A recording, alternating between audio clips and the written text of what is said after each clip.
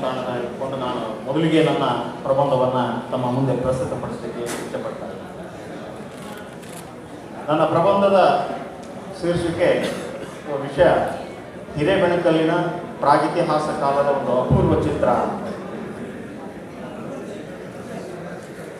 ನಾಡಿನ ಇತಿಹಾಸ ಮತ್ತು ಪುರಾತತ್ವ ಕ್ಷೇತ್ರದಲ್ಲಿ ಅಧ್ಯಯನ ಮಾಡತಕ್ಕಂತಹ ತಮ್ಮೆಲ್ಲರಿಗೂ ಕೂಡ ಹಿರೇಬೆಣಕಲ್ ಬಗ್ಗೆ ಹೇಳೋದು ಬೇಕಿಲ್ಲ ಅಂತೇಳಿ ನಾನು ಅಂದ್ಕೊಂಡಿದ್ದೇನೆ.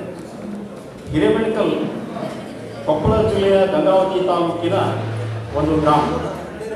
ಅಲ್ಲಿ ಹಿರೇಬೆಣಕಲ್ಲಿನ ಮೂರೇ ಗುಡ್ಡ ಅಂತಕ್ಕಂತಹ ಸ್ಥಳದಲ್ಲಿ ಬೃಹತ್ ಶಿಲಾಯುಗದ ನೂರಾರು ಶಿಲಾ ಸಮಾಧಿಗಳು, ಅಭಿವರ್ಣ ಚಿತ್ರಗಳು ಮತ್ತು ಕಲ್ಲುಂಬೆಗಳು, ವಸತಿ ನೆಲೆಗಳು, ಹೀಗೆ ವೈವಿಧ್ಯಮಯವಾಗಿರ್ತಕ್ಕಂಥ ಪ್ರಾಗಿತಿಹಾಸ ಕಾಲದ ಅವಶೇಷಗಳಲ್ಲೆಲ್ಲ ಕಂಡು ಬರ್ತೇವೆ.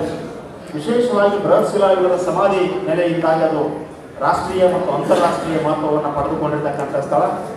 ಪ್ರಾಯಶಃ ದಕ್ಷಿಣ ಭಾರತದಲ್ಲಿ ಅಷ್ಟು ಸಂಖ್ಯೆಯ ಬೃಹತ್ ಶಿಲಾಯುಗ ಸಮಾಧಿಗಳು ಒಂದೇ ಕಡೆ ದೊರೆತಕ್ಕಂಥದ್ದು ಯಾವುದಾದ್ರೂ ನೆಲೆ ಇದ್ದರೆ ಅದು ಹಿರೇಬೆಣಕಲ್. ಸುಮಾರು 400ರಿಂದ 500ರಷ್ಟು ಶಿಲಾ ಸಮಾಧಿಗಳು ಅಲ್ಲಿವೆ.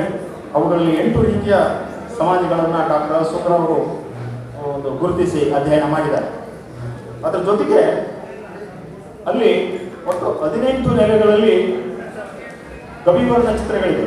ಗವಿ ಮತ್ತು ಕಲ್ಲಾಸರೆಗಳಲ್ಲಿ 18 ಚಿತ್ರಗಳು, ಅಂದರೆ 18 ಗವಿಗಳಲ್ಲಿ ಚಿತ್ರಗಳಿವೆ. ಆ ಎಲ್ಲ ಚಿತ್ರಗಳು ತುಂಬ ವೈವಿಧ್ಯಮಯವಾಗಿರ್ತಕ್ಕಂಥ, ಸಂಖ್ಯಾತ್ಮಕವಾಗಿ ಮತ್ತು ವಿಷಯಾತ್ಮಕವಾಗಿ ಬಹಳಷ್ಟು ವೈಶಿಷ್ಟ್ಯಪೂರ್ಣವಾಗಿರ್ತಕ್ಕಂಥ ಚಿತ್ರಗಳಾಗಿವೆ.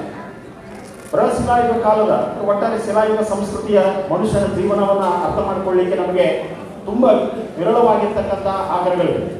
ಅವುಗಳಲ್ಲಿ ಮುಖ್ಯವಾಗಿ ಶಿಲಾಯುಧಗಳು ಮತ್ತು ಮಡಕೆ ಚೂರುಗಳು, ಹೀಗೆ ಒಂದೆರಡು ಅವಶೇಷಗಳಿವೆ.